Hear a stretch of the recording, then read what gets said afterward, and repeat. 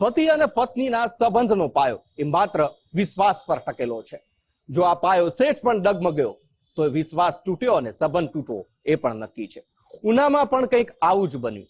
પત્નીના આડા સંબંધની વાત સાંભળી અને પતિએ માથાના ભાગે પથ્થરના ઘા ઝીકી અને પત્નીને મોતને ઘાટ ઉતારી દીધી।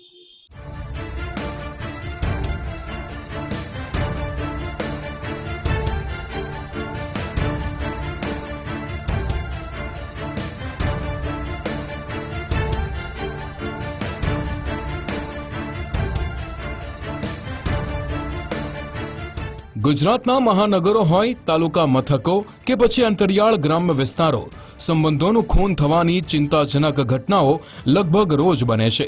સૌરાષ્ટ્રના ગીર સોમનાથ જિલ્લાના ઉના તાલુકામાંથી આવો જ એક ડરામણો કિસ્સો સામે આવ્યો। ઉનાના માણેકવાડા ચોક વિસ્તારમાં મહિલાની હત્યાનો બનાવ બન્યો।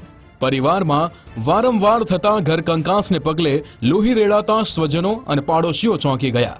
50 વર્ષીય ખલીલ દાઉદભાઈ કાદિયાતને પત્નીના કોઈની સાથે આડા સંબંધ હોવાનો વહેમ હતો।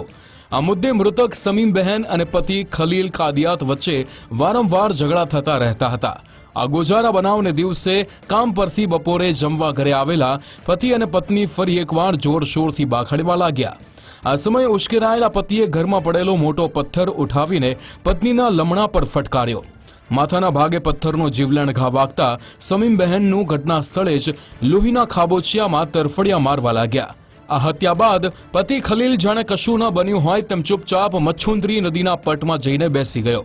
મૃતકની પરિણીત પુત્રી ઓચિંતી ઘરે આવતા માતાને લોહીલુહાણ સ્થિતિમાં જોઈ કામે ગયેલા ભાઈને ફોન કરીને બોલાવ્યો। મૃતકના પુત્ર વાહિદ કાદિયાતે પિતા સામે હત્યા અંગેની ફરિયાદ નોંધાવતા જ પોલીસ એક્શનમાં આવી અને માનવ બાતમીના આધારે હત્યારા ખલીલ કાદિયાતને ગણતરીના સમયમાં જ ઉના પોલીસે ઝડપીને જેલના સળિયા પાછળ ધકેલ્યો। મૃતકના પરિવારજનોએ આક્ષેપ કર્યો કે હત્યારા ખલીલને નશો કરવાની ટેવ હતી અને નશાના પૈસાની માંગણીને લઈને વારંવાર ઘરમાં ડખા થતા હતા। ઉના પોલીસે હત્યારા ખલીલની મેડિકલ તપાસ કરવાની તજવીજ હાથ ધરી છે।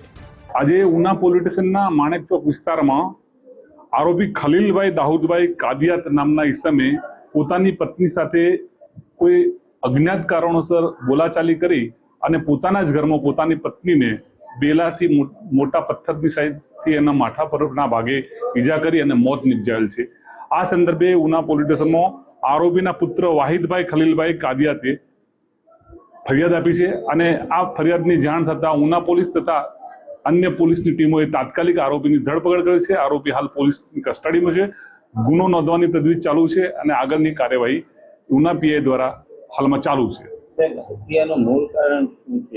હત્યાનું મૂળ કારણ આજે અત્યારે આરોપીની પૂછપરછ કરતા આરોપીની પત્નીને કોઈ અન્ય સાથે આડા સંબંધ હોવાની શંકાના આધારે અવારનવાર તકરાર થતી હતી। તો આજે પણ આરોપી પોતાની રેકડી માંથી ભોજન માટે ઘરે ગયો ત્યારે આરોપીની પત્ની એકલી હોય આ બાબતે બંને વચ્ચે તકરાર થતા આરોપી ઉશ્કેરાઈને બેલાનો પથ્થર એના મોથાના ભાગે ઘા કરી અને મોત નિપજાવેલ છે।